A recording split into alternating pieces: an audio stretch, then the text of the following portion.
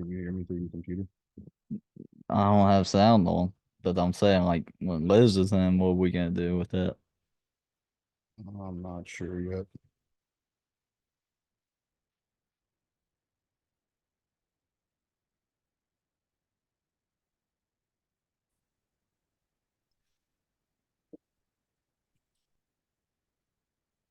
So, first of all, this is a very, very special opportunity for the Outside the Octagon podcast.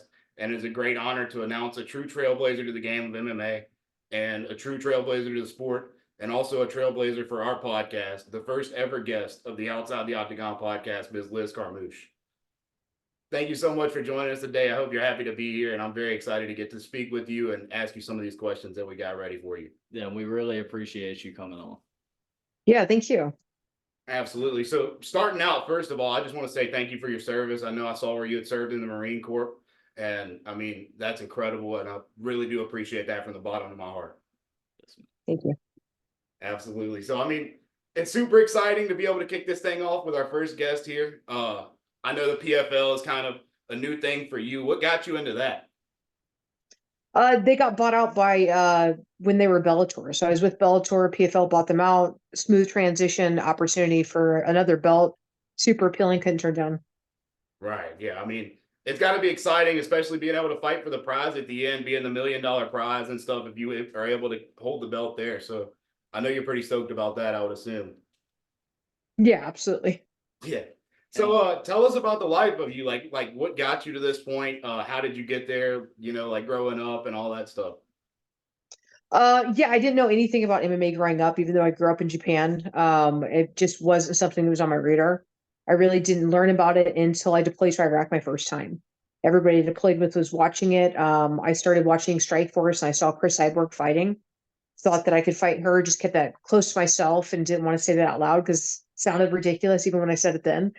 And I read like a BJ Penn book, tried doing his workouts, his nutrition, tried to teach myself technique from the book, and then knew that I was missing an element. I wasn't doing it right. And when I got out of the Marine Corps, decided to give everything I have and try and do it. And I did, and I've never looked back since. Right. So one question that I wanted to ask you leading up to this for sure is like being in the Marine Corps and being out there, doing your tours that you had done in Iraq and stuff like that. Do you feel like that gives you like a sort of competitive edge whenever you're in the octagon with somebody? Yeah, it definitely does. Like it's different and it's unique from anything else that you experience, but you certainly learn how to have the discipline because of the adversity that you face. I mean, being a Marine, we're the least funded. So everything that we did, sometimes you're like, okay, we need you to complete this task and you're given nothing, but you have to succeed.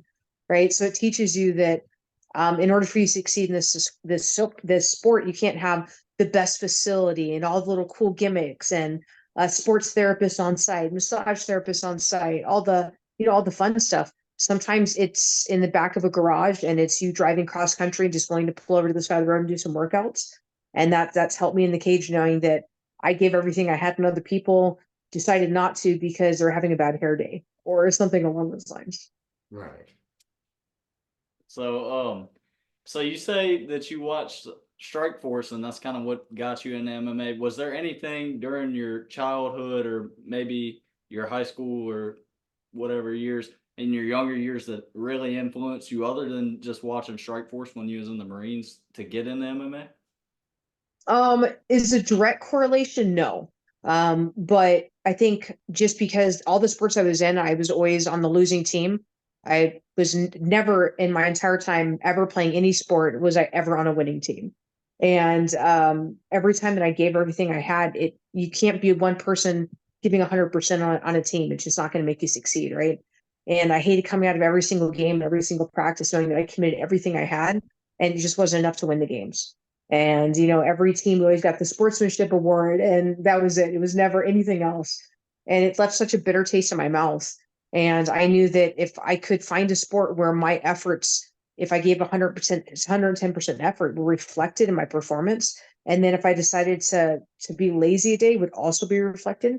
That was something I wanted to do, and that's when I learned about MMA and knew that that was a fit for me because you have full control when you decide to skip practices, when you decide to cheat on your diet and don't put in the work and don't put in the effort, you see it in your performance in a direct correlation.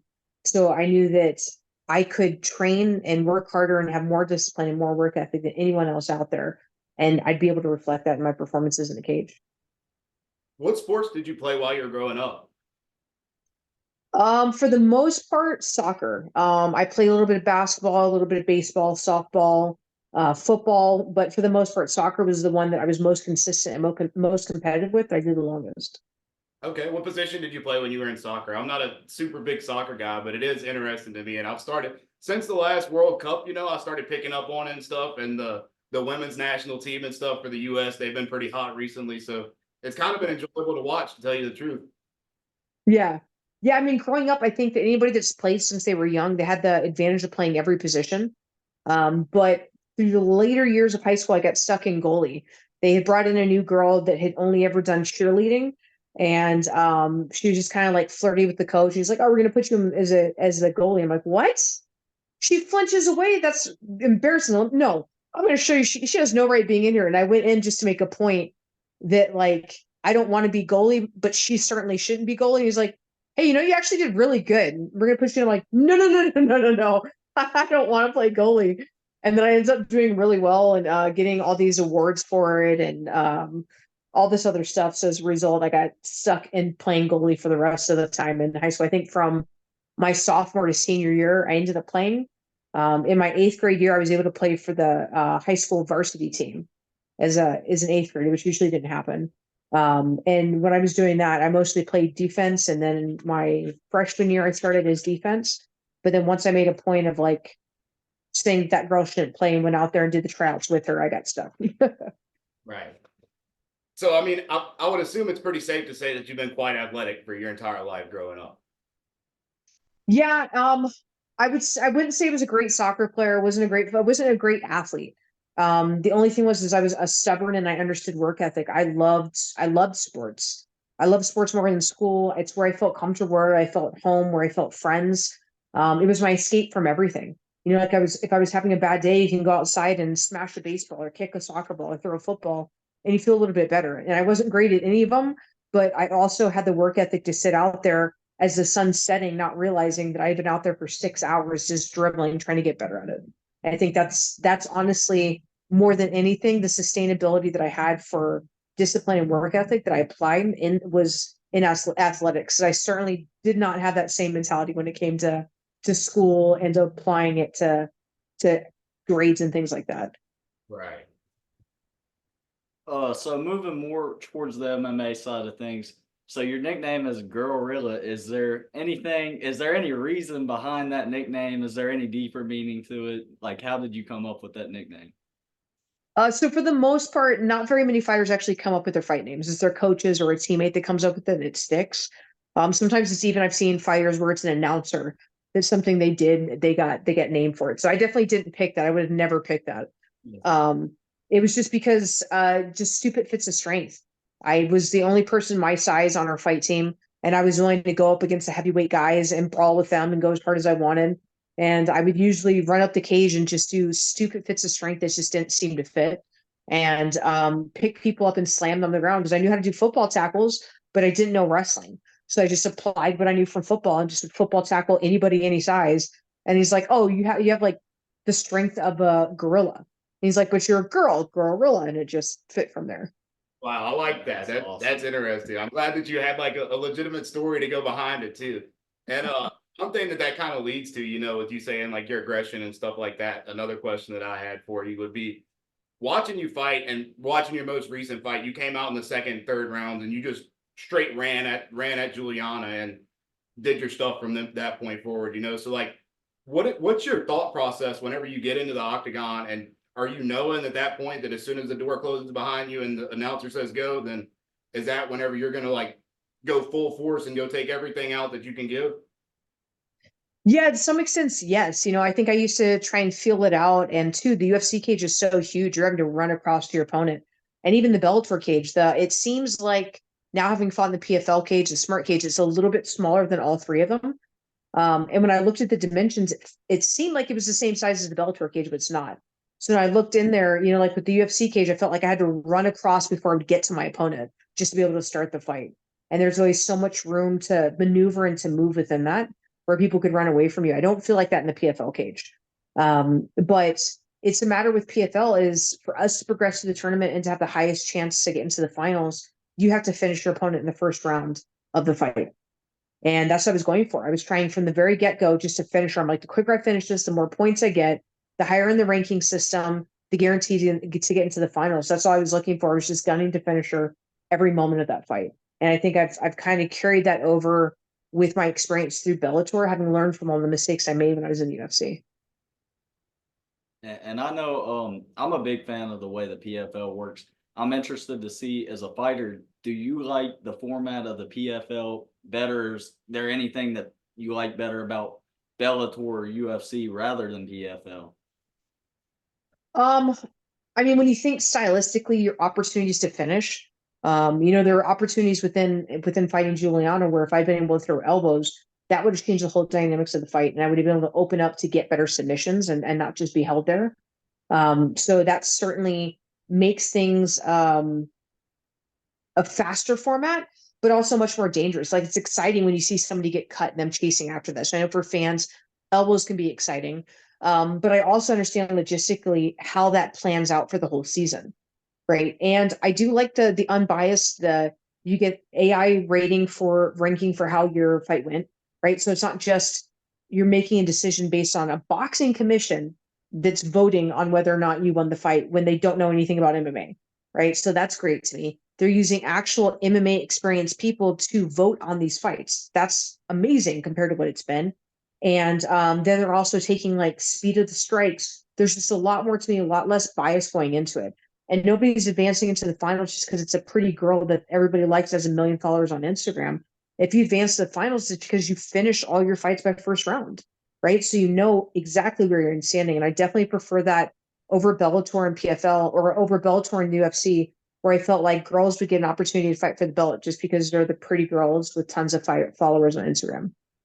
Yeah, that makes total sense to me. And one thing that stood out to me about you is you fought Juliana Velasquez, and clearly she's a great fighter. She's 12-0 against anybody not named Liz Carmouche. And what's that feel like? One thing that I've always noticed about UFC, PFL, Bellator, all those fight sports in general, one thing that's hard to do is it's hard to beat somebody 3 times. And you got that. You got the edge over her. So, like, what's your thought process going into each fight against her? And one thing that also stood out to me is you finished her in all 3 possible ways: the KO, the sub, and then you beat her by decision recently. Yeah, it's in my mind that kind of should completely eliminate her mind that she's won, right? And for any of her fans, like I saw them commenting leading before the fight, like, Juliana killed Liz. I'm like, in what world? She's already lost 2. There's no way she's winning a 3rd. Even though it was like a really crappy weight cut for me, I'm still not going to lose to this woman. I refuse to. And the reality is I get to live in her head rent free for the rest of her career. If she never fights again, her only losses are to me. So I get to be there and I get to move on with my fight career and keep fighting. I mean, since the last time I faced her, I've had 2 fights. She's had none. The only losses she had and the only fights she's had in the past 2 years are with me. Whereas I've fought 3 other people since her. Like that says something. And to me, that shows somebody that maybe is already defeated and they don't have a lot of advancement. But with the PFL, it's possible that one of the other girls could get injured in the next part of the season, be out, and Juliana could come back in. There's always that possibility. And for all we know, I'm going to face her a 4th time and have to do this all over again and find some other crazy way to finish her. Do you have any other ways in mind if it does come to that? Well, one thing, like when I fought in the PFL cage, I didn't realize is there's like a gap between the mats and the actual cage. So when I tried to take her down, I couldn't pull her leg. I'm like, man, she's not that much stronger. This doesn't make any sense. And it's because her foot was wedged in and down. So I legitimately couldn't pull it out because it wasn't going to happen. So at least now I know going into it how to make those adjustments for the fight. And then you saw in like the 2nd and 3rd round where I completed the takedown, having recognized in the 1st round the mistakes I was making with the takedown. So at least now I know going into it.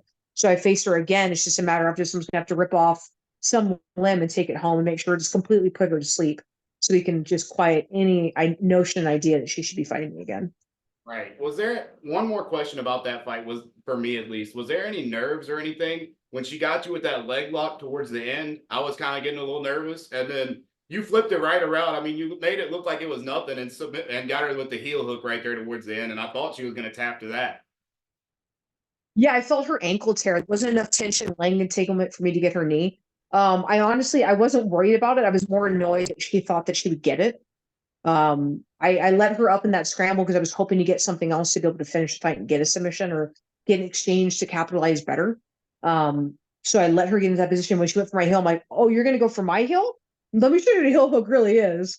But what I didn't factor in was like how slippery the tape was on those gloves. I had a good grip and a good bite on it, and I could feel her ankle and hear her ankle tearing, but I knew I couldn't get the right grip on it because of the slipperiness of the tape to be able to get the tension on her knee that needed to actually finish it. Right. So I've never been in an actual cage fight, but I know in a street fight you fight out of instincts a lot of times. So when you're fighting professionally, is there a game plan coming in, or do you fight more out of instincts? What do you think personally, or what do you do? I think this has to be both. So many opponents I faced where, like when I faced Venice Aporto, she has more fights than I do. And when I went into it, she was way more experienced than I was. I think she had 5 more professional fights than I did, and maybe more amateur as well. So when I faced her, we had a game plan, and she did not act how she did in 27 professional fights. She acted completely different. And so at that point, it was kind of had to adjust on the fly. And I find that more often than not, the more that I face people, they adjust because of me and they don't go out there and implement their usual game plan. So we may have one, and then I just have to go out there and change it on the fly. So to some degree, it's like, okay, well, these are their strengths and the weaknesses to keep in mind, but I need to concentrate on what I implement better and just focus on myself more so than my opponent. Right. So what's it feel like to kind of know that in a sense you're the person that caused all this, the women's MMA like this, there's a chance that this wouldn't be a thing without you, because with the Rousey fight to open up your MMA career with the UFC and to open up the UFC to a whole new thing with the women's division, for the Rousey fight, from what I've heard, they had called and offered multiple different opponents to her, and you were the first person that picked up the phone after a long day of working out and stuff. You were the first person that picked up the phone and said, yeah, I'll take that fight. Yeah, it's crazy.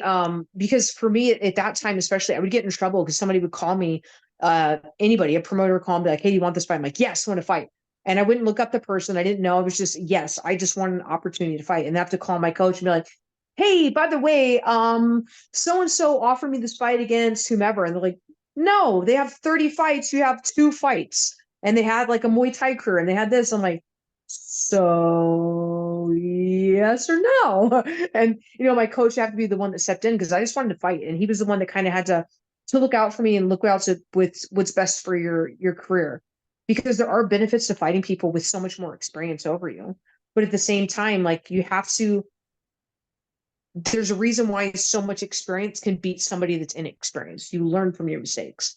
So there certainly is a benefit, but there's also a huge risk because you could easily get defeated by somebody.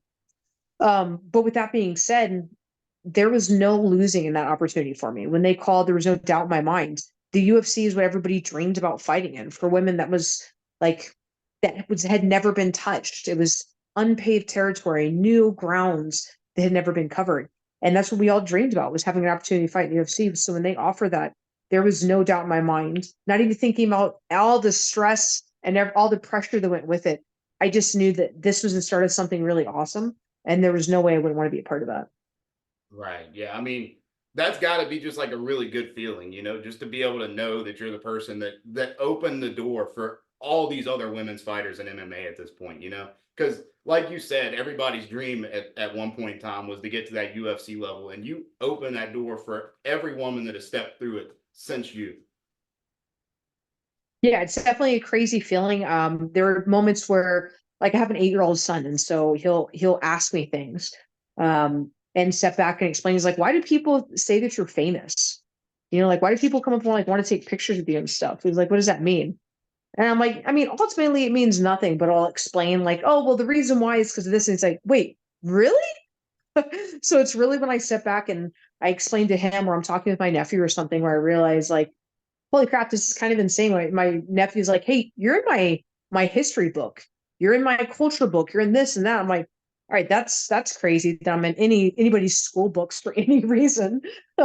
So I think it's in those moments when like my nephew or my son bring up something that it allows me to step back and kind of put into perspective everything that I've done in my career. Right. So you've worked your way all the way up to the top, and you've been at the top of the women's game for a long time now, and then the game in general in the fighting world. So how do you stay hungry? How do you continue to stay hungry and want fights? Like what fuels you? The love of martial arts. I love learning. I love testing my body and seeing the limits, seeing what else I can do. I can go in there every day and there's something new to learn, whether it's applying. I learned some new taekwondo move and I'm trying to apply that and how that works into the elements of MMA. I see a cool flashy move that's done and can I incorporate it in? Like, well, my knee kind of bends funny this way. Can that be used as a move and counter for this? There's always something new. And then once I've tried something new within fight camp and within the realm of training, it's can I actually apply it under pressure and fight? Like there's a huge risk if I do this, but it's a huge win if I can. Is it worth trying to try that out when that big mistake could cost me so much in a fight? And I love that possibility of being able to see what I can do. And there I've messed up more often than I've succeeded trying new things. I've laughed at myself within the actual realm of the fight where I'm like, that was stupid. I knew I shouldn't have done that. And look at my coach, he's like, why did you do that? I told you not to. And then other times I'm like, hey, that was pretty cool. Like I pulled it off. He's like, I can't believe you did that. And I love it. I love being able to go out there. We laugh. Like my coaches now, we can laugh and they're like, yeah, well, at least you tried. And they're like, it didn't really cost you much. Or hey, like you got on bottom because you tried that. But we all laugh at the end of the day. It's laughing about those opportunities and experiencing something with other people that are like-minded and try to evolve and have a love of martial arts and want to study everything about it. Right. So to go back to kind of your days holding the belt with Bellator, I kind of wanted to ask this question. When you fought Bennett for the belt, what made you decide to still risk losing your belt at that point, even though I'm sure you were confident in yourself that you weren't going to lose your belt? What made you decide to take that chance anyway after she wasn't able to make the weight cut and she wouldn't have been able to gain the belt regardless had she won? So two things with that. With one, I'm never that confident that I'm ever going to win a fight. Even like everybody's like, you've already beat Velasquez 2 times. You have her this third. I'm like, it's MMA. I broke my ankle backstage warming up and going out to face somebody where I should have beat them. And now I can't walk on that ankle and I can't move and do the things I need to. Like I've made a mistake where I'm like, oh, that hurt a lot in a fight. So I never go into there overconfident, like, I got this. This is guaranteed. And the same thing with Bennett, like she was grossly overweight the first time that we faced each other. And I was very clear with Bellator, like, hey, if you're going to let Bennett, who I don't think deserves the right to be able to fight for the belt, she needs to actually make weight, and she never makes weight. In her career, her call to fame is never making weight, having been having wrestled in middle school and high school. Like, how do you always miss weight? She can't be a champion if she doesn't make weight. I don't want to put my body through hell, and I make the weight as the professional that I am, but she's not going to. And Bellator reassured me that wasn't going to happen, and if it did, she wouldn't have a chance. And of course, she didn't make weight. She didn't even look like she was struggling or trying. She wasn't sweating going on the scale. She was completely dry and fine, wasn't sucked up. I was like, I knew she wasn't going to make weight. I knew it. She never makes weight. And they're like, well, this is the end of your contract, so you can take this fight or not. Like, okay, well, cool. So I didn't really have much of a choice. I underplayed it and stuff, but they didn't give me much of a choice. And I wanted to fall into the realm of false confidence. Like I knew for sure I had that fight and I had no doubts in my mind. But I also know that as usual, I put my body through hell to make weight. And again, she missed weight and got to have the comfort of floating off those extra pounds and coming in enormous when I finally faced her. But I trusted my coaches and they knew that I had it and they guaranteed me that we can do it. So I trusted them and took the risk. Right. From what I see and from what I've heard about your career, it seems like you have an incredible relationship with all of your coaches and your whole staff. And, obviously with you keeping in touch with them, keeping them on the social media and stuff like that, it seems like you have like more of like a family lock with them than some other UFC fighters may have, or MMA fighters in general, PFL, Bellator, all that, It seems like you may be more like a family tie with them almost, to say, than some of the other fighters out there. Yeah, I feel like my coaching staff now definitely does a better job at like communicating and trying to understand the weaknesses. They understand that the psychology part is very important within that. And so I wouldn't say it's a family, but I certainly know that we're all there for each other when we need each other. And I could call them right now and be like, hey, I'm going through this. My coach would talk me through it. I would never want to put that on him because to me, that's just not coach's responsibility. He's not supposed to be my psychologist, my psychiatrist, right? And I know a lot of female fighters and a lot of people do that. They put their coaches in those positions. And I get it. Like your coach becomes a very important person in your life, and you have to be able to trust them because you're putting your body at risk. And when you go out there, you have to trust that the guidelines that they're giving you, the game plans that they're doing, the approach that you're doing, the weight cut, that everything is done, that you trust your coach to lead you in the right way. And if not, you're putting yourself in harm's way and great risk. So you do have to put a lot of trust in your coaches. And the connection too is that one of my coaches is from Guam. And so having grown up in Japan, Guam is very close. And there's a lot of cultural similarities there that I'm able to bond with him. And then my other coach is also in the military. So we bond in that way too. So we have very, very close thinking style for all of us. And we all absolutely love martial arts. And we all believe in the evolution of ourselves and in the sport. And I think that just helps us uniquely tie together. And I do, they're friends of mine. They're close. They're people that it's, like we can hang out during COVID and just joke around and watch MTV ridiculousness and catfish and just laugh and shoot the shit and have a good time. And then go get punched in the face. Like, look, I'm like, yeah, that was really stupid. Like, yeah, it was. I'm like, all right, well, whatever, we'll do it again. And it's definitely a really close relationship and two people that I really appreciate having in my life. So, is there any like nerves before a fight? And if there is, how do you deal with those nerves? How do you cope with them? There's definitely still nerves. Honestly, at the fight, once I get to the venue, especially once I get in the cage, it's less there. I hate the waiting game, like when they close the door and they're like, and like, don't do the long, just say Liz Carmouche and whoever I'm facing, go. Let's not do this line when it's like 5 minutes drawn. I'm like, I just want to go and fight, right? So you get like that hype, and it's almost like a nerve drop that happens just because you waited so long and you're just in that desperation. Please just let me fight in that holding stage.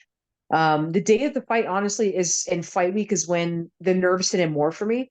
I think just because I overthink everything, I'm trying to think of all the different finishes and okay, well, this game plan, what if they do this? I just overthink things, and that's what makes the nerves come into play. But once I get to the fight, once I step in and we touch gloves, it's all gone. At that point, it's a fist fight. If there are any nerves, they're going to get punched out of each other real quick. So that definitely helps get rid of the nerves. Right. So one more question that I had for you, like kind of pre-fight, kind of building off of what Jude had asked just then. What's something interesting that you do kind of like before every fight, whether like when you're in the locker room, whether it's during your walkout, what's something interesting that you do that kind of like, whether it be take the nerves away or just in general, what's something that you do that just sets your mind apart from the fight? I think probably, like I said, just shooting the shit with the coaches. On fight day, it's usually like all fight week, it's low energy, no anything. I'm just sitting in my room, just vegging out, just trying to do the media, do the production stuff that they need, do pictures, get my makeup done and hair done, which I can't do myself because I'm not that type of person. And then fight day is just about relaxing, taking your mind off the fight. So we're usually just in there just joking. The entire day is just eating food, getting ready for the fight, resting, and just laughing the entire time, watching ridiculousness, watching catfish. Like seriously, those are the two shows we usually watch at MTV because they always play in hotels, or if it's the Food Network. And we're talking about like, yeah, I could definitely do that. Like, no, there's no way I could ever pull that off. But usually fight day for me is just shooting the shit. It's just joking, having a good time, keeping everything lighthearted so that I can go in carefree into the fight and just be able to focus on that. Right. So I hate to kind of bounce back topics, I usually try not to do that. But one thing that I want to ask you, that I want to ask every MMA person that we have the opportunity to ask any questions to, what is like the process of the weight cut and how challenging is that? Because you see some of these fighters, they'll kind of like walk you through it and like post it, keep you updated on social media. And it looks like it's just the roughest time of your life. So can you kind of tell me like what that's like? Because, clearly a guy like me, I haven't been able to get in the octagon yet or anything like that. But I would just like to know the process, like what your mindset is going through it and how you really push to get through that. Yeah, I'm not gonna lie, weight cuts suck. I think everybody has it different. talking to other fighters, doing the research, I know my weight cuts are a lot more intense than most people. It usually takes me on average 12 hours to cut weight. So I do what's called do a bath with Epsom salt. I cook myself in that, and then I go roll myself in a burrito full of like plastics, towels, blankets, and just do that. And it's just back and forth between cooking myself in the bathtub, a hot sauna, and doing the burrito for 12 hours until I can finally make it. No eating, no drinking water. I usually stop drinking water and stop eating the day before I do the weight cut. So for 48 hours, I don't eat or drink water. Wow. So it's almost like going through like a fast of some sort in a way, kind of. Yeah, a fast, but putting your body through attempting to kill it and letting it survive, and Right. then trying to rehydrate it and refuel it and needing it to do the best performance of its life after just trying to kill it. Right. So how do you get to that point? How do you get like refueled and everything leading up to the fight? Because the weight cuts and the weigh-ins are typically like a day or two before, you know, so you only really have 24 to 48 hours typically to be able to get back into that. 12 to 24 hours. 48 would be great. We definitely don't get 48 hours. I wish. It'd be amazing. Yeah, so I have the hardest part is just trying to rehydrate your body and refuel it without overdoing it. Because I think that I know that I've gotten rhabdomyolysis before. So I've overcut and then rehydrated to the point where I put on too much weight and it just slowed down my body. And it caused my liver and my kidneys to shut down and get failure, caused my body to break down the protein into basically almost sepsis and like poison my body. So I've been there, done that, learned from that. Still managed to go out there and fight even with rhabdo. Don't know how I did it. So every fight is like trying to be conscious of realizing that it's a very thin line for me. My weight cut is damn near death's door every time that I make it to 125, which is why I've tried to push for PFL and Bellator to do 135 division, because I'll make the weight at 125 and I'll go out there and put on my best performance, but I'm risking getting hospitalized every single time I do it. So I try and do things where I'm rehydrating with the healthiest stuff. When I do refuel and get food in my system, I'm not eating junk food. You know, like everybody's like, oh, you want to first take the gallon of water and just chug the whole thing as fast as possible. But you have to think like your organs are all dehydrated. Your intestines are dehydrated. So if you shoot water down it, you risk like tearing your intestines and messing up your body and getting sick. And so if in that state, if you force too much water, you could then vomit and you don't have anything to vomit. So you're just doing a detriment to your body. So it's about like mentally, again, being disciplined and controlling and sipping water slowly when all you want to do is just finally get some water and get some salt on your lips. And the same thing with food is you finally taste food again for the first time in 48 hours. And when you're that depreciated, again, you just want to overeat to the point where you make yourself sick. And so it's about controlling yourself then. And everything is just the 2 days, the fight, that dehydrating day, and then the rehydrating day, even the fight day, is just all about discipline and adhering to that. Right. So you've been around and reached a point that most athletes in the sport never reached. What is something that you've done to keep your body healthy? You're still in great shape, which most fighters that reach that point, most fighters don't get there in general. So you're in great shape. How do you stay in that great a shape? For one, I don't drink. I know that like a lot of fighters drink alcohol and stuff. I don't drink. I used to, and then I just realized that there's no point. I'm supposed to be an elite professional athlete. Why would I put a poison in my body that's just doing injustice to it? I used to do the same thing. Like every now and then I'd have drive-through fast food. I don't do that anymore. For the most part, if I want what I call a cheat meal, for the most part, I usually cook it all myself because I know what I'm putting into my body. I just limit the amount of junk food. There's just no point. If I'm supposed to be an elite athlete, it doesn't make sense to fuel with garbage. It's like having the most expensive car in the world and then putting the cheapest gas, never changing the oil in it, never washing it, never doing any of the maintenance. It just doesn't make any sense. Why have the best car? And I kind of treat my body the same way. It's like if I want it to be a great vehicle and to perform for me, I have to treat it what it deserves and take care of it. And doing the massages, which I didn't used to do, taking the downtime. Like I'm a stickler about my sleeping cycle. I make sure that every night I'm in bed at 10 o'clock. I don't look at any artificial light. I don't do anything, like making sure that I do everything possible to recover the best way. Making sure I do sauna in the evening, even if I don't want to, trying to do ice baths first thing in the morning, conscious about how I do my explosive movements, trying to do mobility and things of that nature are super important just to make sure for me that I'm in the best shape possible. So after a big win, and this might be kind of like a crazy question, but after a big win, what is like your go-to meal? Like what's something that you immediately think, okay, that's the dish I gotta have today? So there's what I always want. So I'll like, first of all fight week, like I said, I'm just vegging out. And if I'm not hanging out with my coaches, I'm just in my room looking at the Food Network and just scrolling on my phone through all the local food spots within that area. And like researching, I'm like, I'm gonna have this after the fight. I'm gonna have this after the fight. And like I plan it out. It never happens that way. But like I make essentially a map of all the stops of the places I'm going to eat. Which within like PFL, you can't do that, right? Because if you get too fat, you're going to cut weight again in 8 more weeks. It'd be stupid to do that. So I definitely didn't do that this fight. But yeah, and then the other problem is we get out of the fight so late. Like I was on the main card. I didn't get back into my hotel room till after midnight. And then you shower, you get changed. We're talking almost 1 a.m. Everywhere was closed. There's nowhere to eat.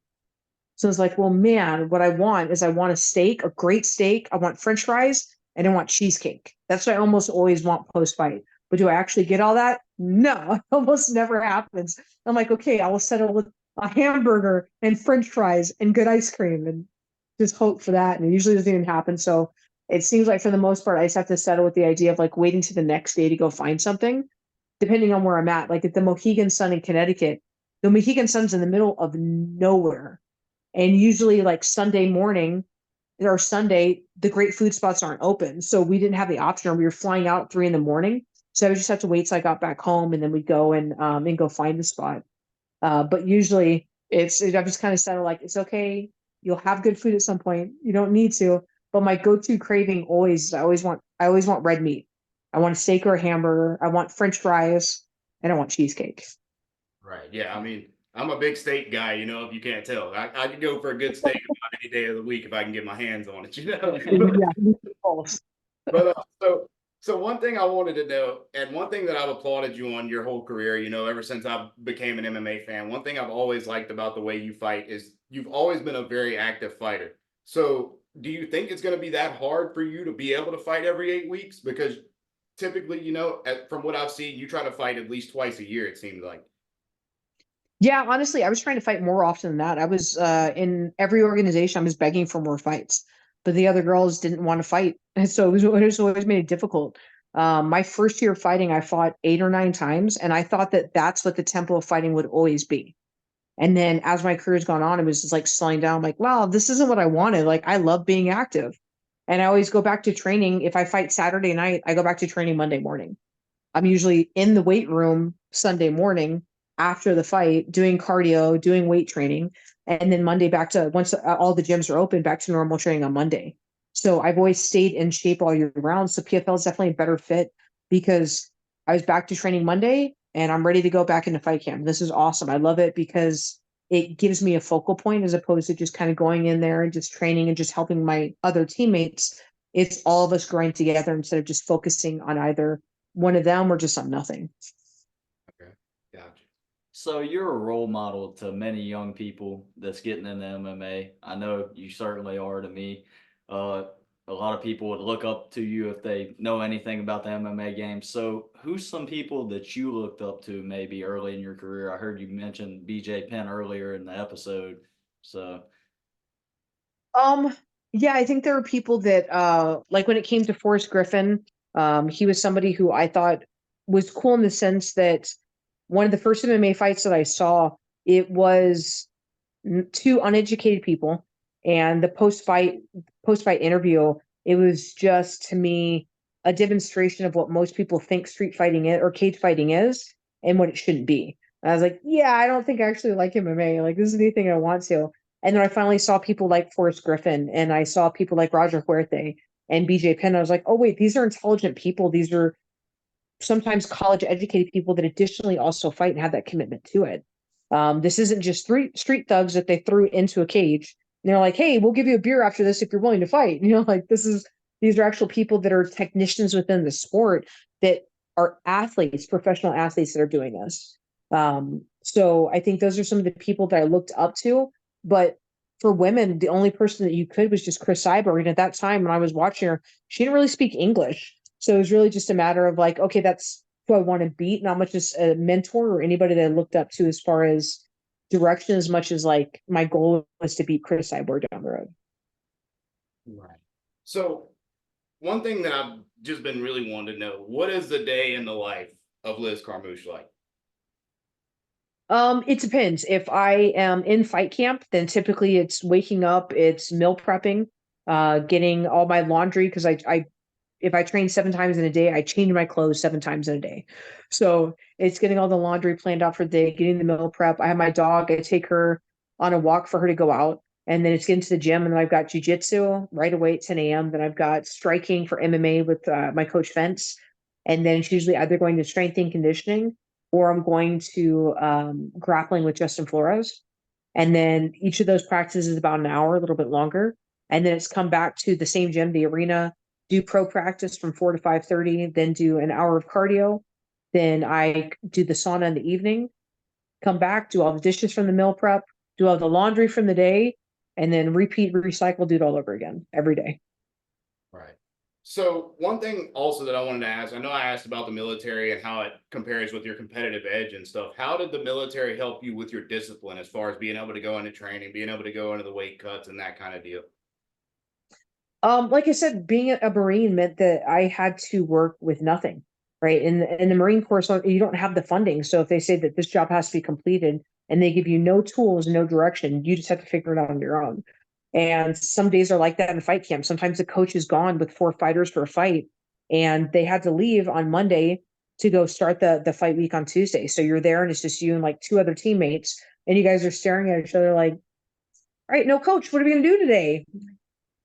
Everybody looking at me like, all right, I guess I have to come up with something. All right, cool. So you learn to push yourselves, or sometimes you get a teammates that the main coach isn't there, so they all dip, and there's like one other teammate who's new, and you're having to like, hey, dude, I need you to like mimic this because I have this fight. I need you to do this for me because I have this fight. Or you just have to. Nobody shows because they're sick, and the bug hit everybody, and you're the only body left in the gym, right? So you just have to come up with workouts on your own, and that's all things that were very similar to my time in the Marine Corps. You just have to work with nothing, but also having the discipline where even if I didn't want to, I still had to go into work every day, right? You don't want to show up. Some days you're just like, man, I'd love to call into work. You don't get to call into the work where you're a Marine. You don't get to call in Iraq and be like, hey guys, I'm not going to be there for today's mission. Like, it doesn't work that way. You go to work no matter what. And so it's the same thing for me. Like people ask, like, well, how on the days when you don't want to? I'm like, you just show up and you do it anyway. Like there's no other choice. And that's because that's what I learned in the Marine Corps. You had no other choice. You don't get to call in and have days off. There's no rest days. There's no vacations. When you go to Iraq, it's 7 days a week for the entire time you're there. So I just apply that to my MMA career. And that's how I always treat it is there are no days off. There are no excuses for not being able to train because you don't have, oh, it's a rainy day. It's a snowy day. It doesn't matter. Then put on a raincoat, put on a snow jacket. There are no excuses. There's always a way to find a way to train and to push yourselves. And I've applied that into every aspect of my MMA career. Gotcha. So what I was gonna say, is there any particular fighter that you really respect more, which obviously you probably respect all of them, but is there anybody that really earned your respect that you was like, dang, they really impressed me in the fight? In the fight. Ooh. I don't know that as much as they earn the respect in the fight, as much as like when I faced Kana Watanabe, it was a very quick finish. And that was somebody that could have made all the excuses in the world post fight to say, like when I faced Juliana, every fight there was always an excuse on why it happened and that she should have won the fight, right? Even though I beat her 3 times. When I faced Kana, she made no excuses. She just said, like, that's the champion. She did a good job. We were able to talk to each other. She was respectful. She was courteous. And that was something that I really appreciated was an opponent that never talked trash leading up to a fight, went in there, gave everything they had, were respectful post fight, gave dues where dues were owed. and gave respect to the opponent. And that's something I always appreciate, is somebody that even though they lost, even though they want to cry, their heads down, they're not happy with the result, they still shake your hand and shake your coach's hand. And Kana demonstrates to me what a martial artist should be from every step of the fight. And she's somebody who to this day still has my respect. And when I see her, like I saw her at this last PFL, because she's also part of the season, and both of us are like super courteous to each other. We shake each other's hands, we like smile at each other. It's somebody who I look forward to the possibility of facing it again. I suspect I will, but just because of the honor and respect that she showed me, I'll forever have honor and respect for her. Right. So Liz, I think that kind of does it for the episode. I'm so grateful that you were able to join us today. And it just means a lot to me, you know, you being the trailblazer for women's MMA and you being the trailblazer for the Outside the Octagon podcast. And I'm very grateful to have you here today, Jude. Grateful to have you along as always. And thank you so much, Liz, for being here. And good luck to you in the future with the PFL fights. Hopefully, maybe we could talk again towards the end of the season. And we Yeah, absolutely. Thank you so much for having me. Absolutely. And we appreciate your service. We appreciate you coming on. You're an absolute legend, not just in the women's game, but in the game of mixed martial arts in general. Thank Right. you. Yeah, I mean, it was great to have you. Just an absolute honor. And good luck in the rest of the PFL season. Hopefully, we can catch up again sometime. Absolutely. Thank you, guys. Have a good night. Absolutely. You as well. Bye.